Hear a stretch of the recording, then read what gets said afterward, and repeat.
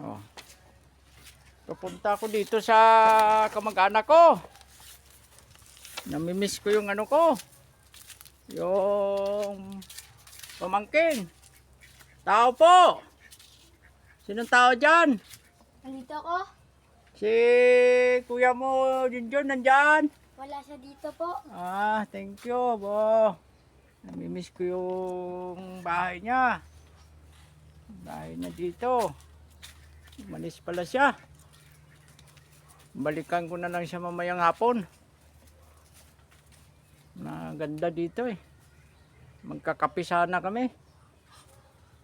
Wala pala yung tatay. Mga bata lang.